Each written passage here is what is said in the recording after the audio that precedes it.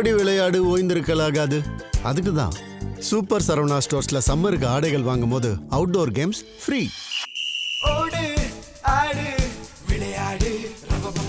Super Saravana stores summer கோடையை கொண்டாடலாம்.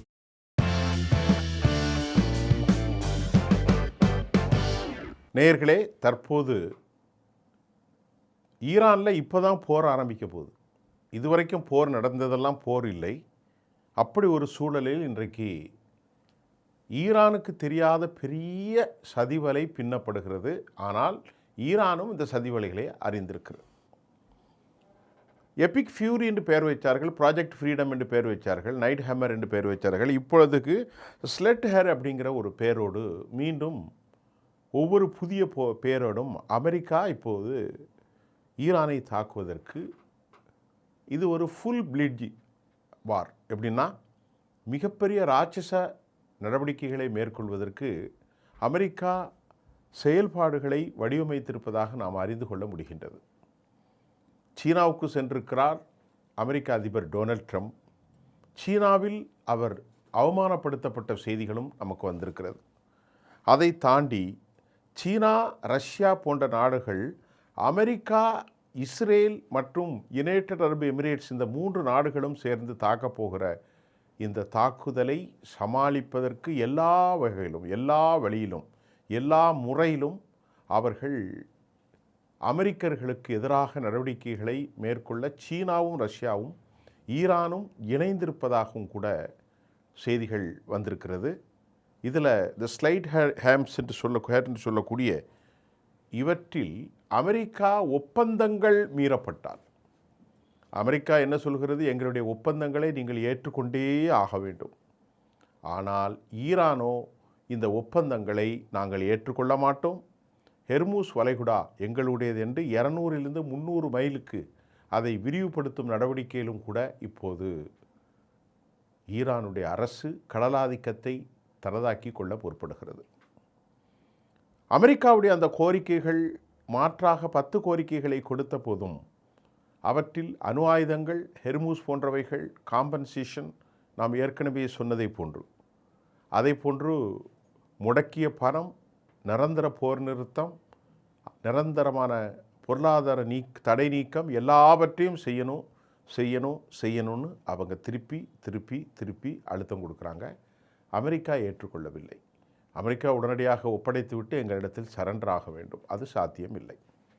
அமெரிக்க அதிபர் டொனால்ட் ட்ரம்ப் நேற்று முன்தினம் செவ்வியிலே அமெரிக்காவினுடைய பொருளாதார இழப்பை விட எங்களுக்கு ரொம்ப முக்கியமானது ஒன்றுதான், ஈரான் கையில் அணு ஆயுதம் சிக்கிவிடக்கூடாது. அதே சமயம் அமெரிக்காவினுடைய வாக்கெடுப்பில் 49-50 என்ற அடிப்படையில் இதற்கான ஆதரவையும் அமெரிக்க அதிபர் பெற்றிருக்கிறார். ரிப்பப்ளிக்கன் பார்ட்டி அவருக்கு பின்னால் நிற்பதையும் நாம் பார்க்கக்கூடியதாக இருக்கிறது. அப்போ அமெரிக்க பொருளாதாரத்தை விட, அமெரிக்காவினுடைய நெருக்கடிகளை விட ஈரானை அழிப்பது எங்களுக்கு முக்கியம், ஈரானுடைய கையிலே அணு ஆயுதங்கள் போய்விடக்கூடாது என்பதில் அவர் தெளிவாக சொல்வதின் காரணம், பெஞ்சமின் நெத்தன்யாகுவையும் இஸ்ரேலையும் காப்பாற்றுவது மட்டுமே அவர்களுக்கு பிரதான கோரிக்கை. அந்த பிராந்தியத்திலும் இனி எக்காலமும் ஈரான் என்கின்ற ஒரு சர்வநாச சக்தியை உருவாகிவிடும் என்று அமெரிக்கா கூறுகிறது. அமெரிக்காவுக்கு மாற்றாக சர்வநாச சக்தியாக உலகத்தை அழித்து கொண்டிருக்கிற இஸ்ரேலையும் அமெரிக்காவையும் அழிக்கும் வரை நாங்கள் ஓயப்போவதில்லை என்ற அடிப்படையில் அவர்களுடைய குரல் எழும்புகின்றது. சமாதானத்திற்கான எந்த ஒரு வழிவகையும் தெரியவில்லை. ஆனால் ஒன்று மட்டும் தெரிகிறது, எல்லாரையும் கூப்பிட்டு கொண்டு ஒரு சர்வநாசத்தில் ஈடுபடுவதற்கு நாசகார கப்பல்களை எல்லாம் 200 விமானங்கள், நேற்று முன்தினம் கூட நாங்கள் 100 விமானம் என்று சொன்னோம், 200க்கும் மேற்பட்ட விமானங்கள், பயங்கரமான தாக்குதல்கள், தொடர்ந்து பங்கர் பஸ்டர் குண்டுகளை வீசுவதற்கு அமெரிக்கா இப்போது தயாராகி இருக்கிறது. கிட்டத்தட்ட நேற்று வந்த செய்தியில் $29 பில்லியன் உடைய ஆயுதங்கள் பயன்படுத்தப்பட்டிருக்கிறது.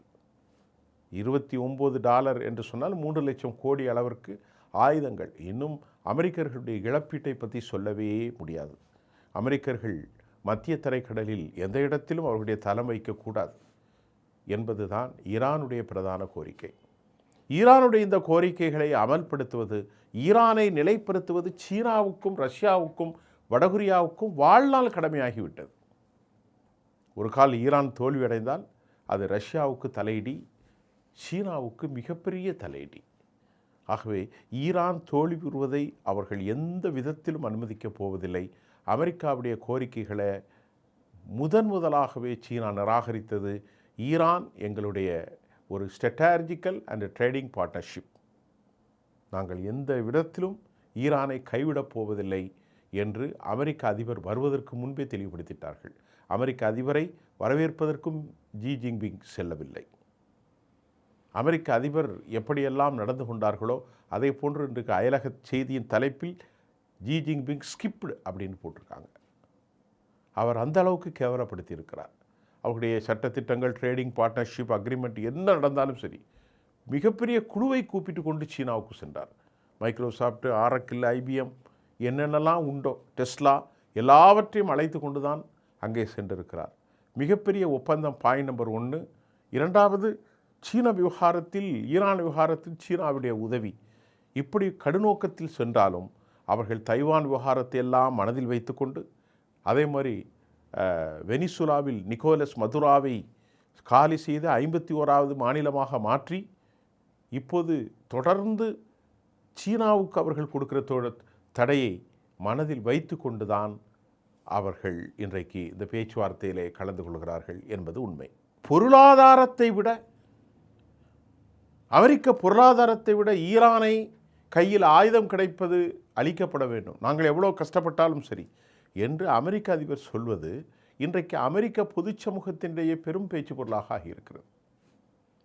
நம்ம நாட்டினுடைய பணத்தை விட அவனுக்கு இஸ்ரேலை காப்பாற்றுவதற்கு பெரும் செய்தியாக இருக்கிறது என்பதுதான் இப்போது அமெரிக்க மக்களிடத்தில் பேச்சு பொருளாக மாறியிருக்கிறது என்பது ரொம்ப முக்கியமான ஒன்று. இதற்கிடையில் ஈரானுடைய வெளிவிவகாரத்துறை அமைச்சர் எல்லாவற்றிற்கும் காரணம் அமெரிக்கா தான் என்று சொல்கிறார். அப்பாஸ் அராக்சி அவர் என்ன சொல்கிறார் என்றால், இந்த பாருங்கள், நாங்கள் ஒரு சாவரின் நேஷன், எங்களுடைய கடலாதிக்கத்தை பின்பற்றுவது அது எங்களுடைய உரிமை, இதில் அமெரிக்கா தலையிடக்கூடாது.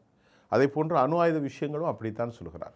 அப்போ இந்த குழப்பத்திற்கு, இந்த மாற்றமான நிலைகளுக்கு எல்லாவற்றையும் அமெரிக்கா தான் காரணம் என்று ஈரானுடைய வெளிவிவகாரத்துறை அமைச்சர் அப்பாஸ் அராக்சியுடைய கருத்து வழிமொழியப்படுகிறது. எந்த நிலையிலும் ஹெர்மூஸை விட்டு கொடுப்பதோ, ஹெர்மூஸினுடைய இறையாண்மையை நிலைநிறுத்துவதிலிருந்து கொஞ்சம் கூட நாங்கள் தவறப்போவதில்லை என்று ஈரானுடைய வெளிவிவகாரத்துறை அமைச்சர் அப்பாஸ் அராக்சி ரொம்ப கிளியரான ஸ்டேட்மெண்ட்டை வெளியிட்டிருக்கார். அமெரிக்கா தான் இந்த பிரச்சனையை முடிக்காமல் இன்றும் குழப்பமே செய்து கொண்டிருக்கிறார்கள் என்று ஈரானுடைய வெளிவிவகாரத்துறை அமைச்சர் அப்பாஸ் அராக்சி தனது வலிமையான கருத்தின் மூலம் மீண்டும் தனது கருத்தை அவர் உலக சமூகத்திற்கு எடுத்துரைத்திருக்கிறார். இதில் மாற்றமில்லை. இதற்கிடையில் அமெரிக்காவுடைய Wall Street Journal, New York times, அமெரிக்காவினுடைய CIA, CNN எல்லா செய்திகளும் ஒரு செய்தியை சொல்லுது. என்ன செய்தி? ஈரான் 70% ஏவுகணை தளங்களை, 7 ஆயுதங்களை அவர்கள் வைத்திருக்கிறார்கள். ஏற்கனவே 31 ப்ராவின்ஸில் தனித்தனியாக அவர்கள் இன்றைக்கும் இராணுவ நிலைகளை வைத்திருக்கிறார்கள். எத்தனை ப்ராவின்ஸில்? 31 ப்ராவின்ஸில் ஈரான்கள் தனித்தனி டிஃபென்ஸ் காரிடார், தனித்தனி செக்டோரியல், மத்திய தலைமையில் என்ன பிரச்சனை வந்தாலும் ஒவ்வொரு ப்ராவின்ஸில் இருக்கக்கூடிய இராணுவத்திற்கு ஆயுத சப்ளை, அவர்களுக்கான பண சப்ளை, அவர்களுக்கான உணவு சங்கிலியினுடைய விநியோகம் எதுவுமே தடைபடாது. இப்படி 31 ப்ராவின்ஸிலே. ஆகவே தான் உயர் தலைவர், உச்சபட்ச தலைவர் சையத் அலி காமினி அவர்கள் படுகொலை செய்யப்பட்ட போது எந்த தடையும் இல்லாமல் ஈரான் இயங்கியது. ஆகவே தான் தற்போது வால் ஸ்ட்ரீட் ஜேர்னல், CNN அந்த செய்திகள், டைம்ஸினுடைய செய்திகள், அவர்களுடைய CIA இன்டெலிஜென்ஸ் ஸ்குவாட் எல்லாமே தெளிவாக என்ன சொல்லுது அப்படின்னு பார்த்தா, அவர்கள்ட்ட இன்னும் 70% ஆயுதங்கள் இருக்கிறது. இழந்ததை அவர்கள் சரி செய்திருக்கிறார்கள். கன்வென்ஷனல் ஆயுதங்கள் மட்டும்தான் 2010க்கு பிறகு 12இல் உருவான அந்த கன்வென்ஷனல் ஆயுதங்கள் மட்டும்தான் அவர்கள் பயன்படுத்தியிருக்கிறார்கள். சிஜில் போன்ற நியூ வெர்ஷன் அப்டேட்ஸ் எல்லாமே ஹபின் ஸ்டாக்கிங், அதாவது அதை இப்பொழுது அது தொடர் தாக்குதலுக்கு ப்ரிப்பேர் பண்ணிக்கிட்டு இருக்கிறாங்க என்று அமெரிக்கா இன்டெலிஜென்ஸ் ஒரு செய்தியை ஒரு செவ்வியை, ஒரு அறிக்கையை அவர்கள் கொடுத்திருக்கிறார்கள் அமெரிக்காவுக்கு 70%. இப்போது அங்கிருந்து நமக்கு வரக்கூடிய தகவல்கள் என்னவென்றால், அவர்கள் ஏவுகணை தளங்களை கூட அடிக்க முடியவில்லை. காரணம், அவர்கள் பூமிக்கு கீழே ஏராளமான ஏவுகணை தளங்களை வைத்திருக்கிறார்கள். அங்கிருந்து தான் ஏவப்படுகிறது. ஏனென்று சொன்னால், அமெரிக்கா சொல்கிறது வான்படைகளை தாக்கிவிட்டோம், கப்பற்படைகளை தாழ்த்திவிட்டோம், நிலைகுலைந்து போய்விட்டார்கள், ஏவுதளங்களை எல்லாவற்றையும் சொல்லிக்கொண்டே இருக்கிறார்கள், அவர்களும் அடித்து கொண்டே இருக்கிறார்கள். அப்போதுதான் சிஐஏ சொல்கிறது பொய் சொல்கிறது என்று. அமெரிக்காவுடைய நடவடிக்கைகளுக்கு எதிராகவே சிஐஏ சொல்கிறது அவர்கள் 70% ஆயுதங்களை வைத்திருக்கிறார்கள், இன்னும் 6 மாதத்திற்கு போர் செய்ய முடியும். ஏவுகணை தளங்கள் அனைத்தும் மறைபொருளாக பங்கருக்குள், அதாவது என்ன சொல்கிறது, பூமிக்கு ஆழமாக மலைகளுக்கு கீழ் அவர்கள் வைத்திருக்கிறார்கள் என்பதை யுஎஸ்னுடைய நியூஸ் ஏஜென்சியான வால் ஸ்ட்ரீட் ஜேர்னலும் நியூயார்க் டைம்ஸ் மற்றும் எல்லாமே உறுதிப்படுத்துவது இன்றைக்கு அவர்கள் போருக்கு இவ்வளவு ஃபுல் பிளிட்ஜாக இருக்கிறாங்க. புதிய ஆயுதங்கள் அவர்கள்ட்ட வந்து கொண்டிருக்கிறது, வலிமையான பொருளாதாரமும் அவர்கள்ட்ட இருக்குது ஓரளவுக்கு. காரணம், ட்ரேடிங்கை பொறுத்தவரை அவங்க கஷ்பியன் வழியாகவே ட்ரேட் பண்ணுறாங்க. கஷ்பியன் என்றால் என்னென்று நான் உங்களுக்கு பலமுறை சொல்லியிருக்கிறேன். இது கடல் சூழ்ந்த 5 நாடுகள், கஜகஸ்தான், ஆர்மேனியா, அதே பண்ணி துர்கமிஸ்தான், ரஷ்யா, ஈரான். இங்கிருந்து போகக்கூடிய கப்பல்கள் எதையுமே அமெரிக்கா உள்ளே வர முடியாது. உலகத்தில் எந்த நாடும் வர முடியாது. இந்த 5 நாடுகளுக்கு மட்டும்தான் இந்த கப்பல். இதன் மூலமாகத்தான் ட்ரேடிங் நடக்கிறதாகவும் சொல்லப்படுகின்றது. அதே போன்று பல இடங்களுக்கு தரைவழி மார்க்கமாக அவர்கள் பாகிஸ்தான் வழியாகவும் கடத்துவதாகவும் சொல்லப்படுகின்றது. அவர்களுடைய வான் ஃப்ளைட், அதாவது ஏர் ஸ்ட்ரைக்கர்கள் நிறைய இருக்கிறதாகவும், அது பாகிஸ்தானில் பாதுகாப்பாக நிறுத்தப்பட்டிருப்பதாகவும் இன்று காலை ஒரு தகவல் வந்திருக்கிறது. நல்லா புரிந்து கொள்ளுங்கள். பாகிஸ்தானோடு எல்லையை பகிர்ந்து கொள்கிறார்கள், ஆப்கனோடு எல்லையை பகிர்ந்து கொள்கின்றார்கள், அதே போன்று அஜர்பைஜானோடு எல்லையை பகிர்ந்து கொள்கிறார்கள். இப்படி ஒரு கடல் பிராந்தியத்தில் 5 நாடுகள், கஜகஸ்தான், அஜர்பைஜான், துர்கமிஸ்தான், ரஷ்யா, ஈரான், இந்த நாட்டின் வழியாகவும் அவர்கள் பொருளாதாரத்தை தேடிக்கொண்டு தான் இருக்கிறார்கள். சீனாவுக்கு 2 மில்லியன் பெருமானம் உள்ள கப்பல்கள், 20 லட்சம் கிட்டத்தட்ட பேரல்களை ஏற்றிக்கொண்டு கப்பல் ஒன்று சென்று கொண்டிருப்பதாகவும் செய்திகள் வந்திருக்கிறது. அப்போ 70% ஆயுதங்கள் கையிருக்கு, பாலிஸ்டிக் மிசைல்ஸ்கள் இருக்கிறது, ஹைப்பர்சோனிக் இருக்கிறது, இன்னும் எல்லாமே இருக்கிறது என்று அமெரிக்க உளவு அமைப்பு மீண்டும் உறுதி செய்வதை அமெரிக்காவுடைய வால் ஸ்ட்ரீட் ஜேர்னல் தெளிவுபடுத்தியிருக்கிறது. இதற்கிடையிலே அமெரிக்காவுடைய ஆடிட்டிங் என்ன சொல்கிறதுனால், 29 பில்லியன் அமெரிக்க டாலர்கள் ஆயுதங்களுக்கு மட்டும் இந்த குறுகிய காலத்தில் செயல்படுத்தியிருப்பதாக சொல்லப்படுகிறது. 29 பில்லியன் டாலர், கிட்டத்தட்ட நியர் அபவுட் 30 பில்லியன். இதற்கிடையில் அமெரிக்க இராணுவத்திற்கான செயல்பாடுகளில் நிதி சிக்கல் ஏற்படுவதாகவும் சொல்லப்படுகிறது. ஜூலை மாதத்திற்கான நிதி ஒதுக்கீடு இதுவரை அமெரிக்காவோ செயல்பாடுகளுக்கு முற்றிலுமாக ஒதுக்கப்படாததால், யுஎஸ் இராணுவத்தினுடைய செயல்பாடுகள் ஜூலை மாதத்திற்கான நிதி ஒதுக்கீடு இல்லாதனால் இது பெரும் சிக்கலை ஏற்படுத்தும் என்றும் தற்போது அமெரிக்காவிலிருந்து தகவல்கள் வந்து கொண்டிருக்கிறது. அதே போன்று 2027க்காக அமெரிக்க இராணுவத்திற்கு ஒரு குவார்ட்டர் அப்படியே கொஞ்சம் கொஞ்சமாக ஒதுக்குவார்கள். 1.5 ட்ரில்லியன் யுஎஸ் டாலர் பில்லியன் ஒதுக்கப்பட வேண்டும். அமெரிக்கா இந்த நிதியை ஒதுக்கப்படவில்லை என்றால், உலகத்தில் அமெரிக்காவில் மட்டுமல்ல உலகெங்கும் இருக்கக்கூடிய அமெரிக்க தளங்கள், இராணுவ நிலைகளினுடைய தொடர் செயல்பாடுகள் பெரும் கேள்விக்குறியாகும் என்று அமெரிக்காவினுடைய கடற்படை தளபதி, மிக முக்கியமாக நாங்கள் சொல்ல வேண்டுமென்றால் இது பெரிய விஷயமாக வரும் என்று, அமெரிக்கா இந்த நிதியை ஒதுக்காத பட்சத்தில் அவர்கள் இதை பெரிய பிரச்சனையிலே சந்திப்பார்கள் என்று டேவிட் கர்லே தெரிவித்திருக்கிறார். இது பெரும் சிக்கல் தான் அவர்களுக்கு. இந்த 1 ட்ரில்லியன் டாலர்கள் ஒதுக்கீடு நிதி தாமதமாகும் பகுதியில் அனைத்து செயல்பாடுகளும் முடக்கம் ஏற்பட்டிருக்கிறது.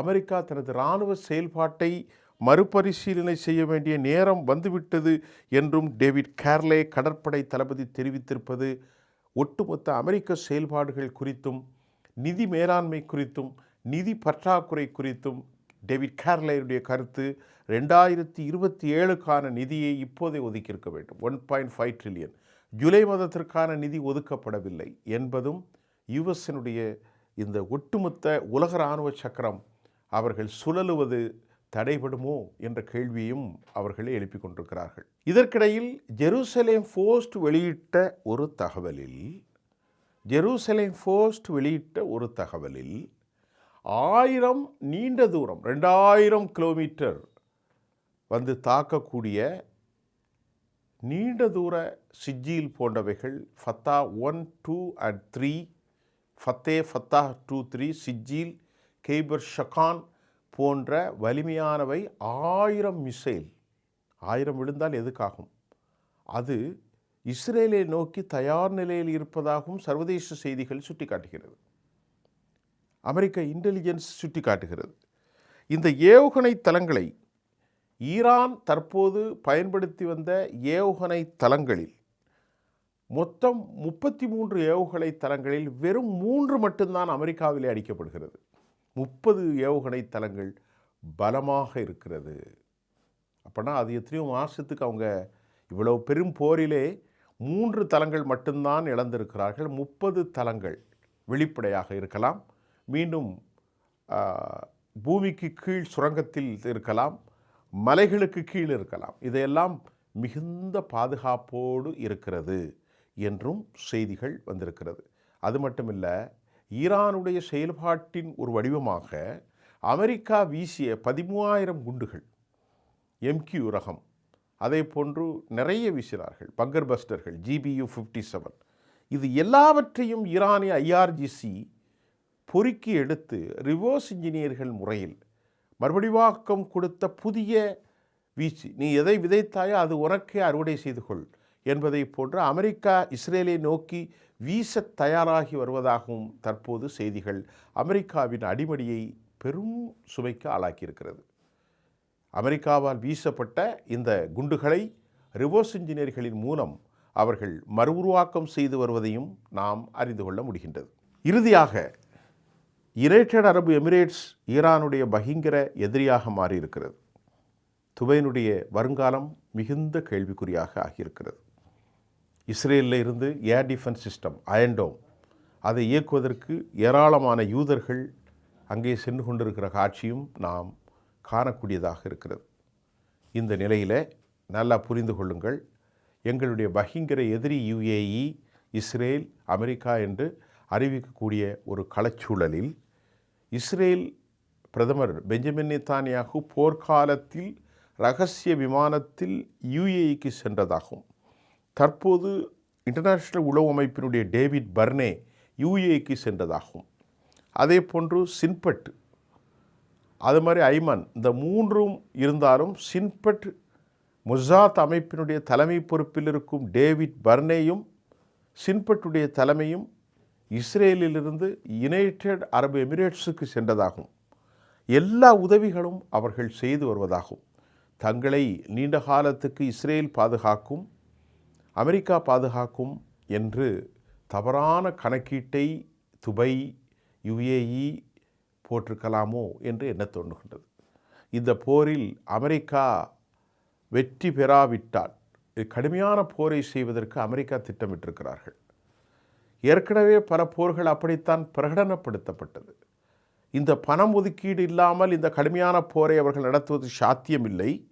ஆனால் பக்கத்தில் இருக்கும் ஈரானை பகைத்து கொள்வதை மற்ற நாடுகள், கத்தர் போன்ற நாடுகள், சவுதி அரேபியா போன்ற நாடுகள், குவைத் போன்ற நாடுகள் பலமாக யோசிக்கும் நேரத்தில் எதை பற்றியும் யோசிக்காமல் இஸ்ரேல் எங்களுடைய பாரிய அழுத்தத்தில் உதவிய நண்பன் என்று சொன்னது ஈரானை கடும் கோபத்திற்கு உள்ளாக்கியிருக்கிறது.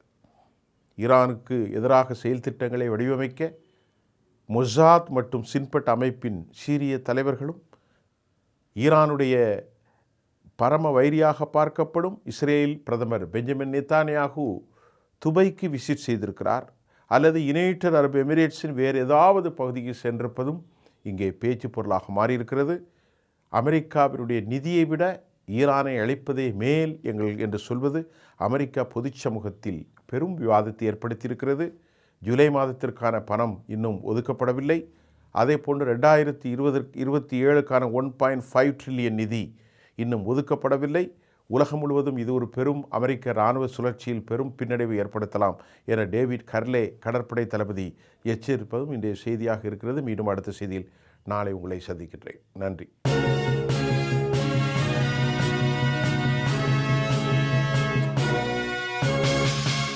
ஓடி விளையாடு ஓய்ந்திருக்கலாகாது. அதுக்கு தான் சூப்பர் சரவணா ஸ்டோர்ஸ்ல சம்மருக்கு ஆடைகள் வாங்கும் போது outdoor games free. Super Saravana stores summer கோடையை கொண்டாடலாம்.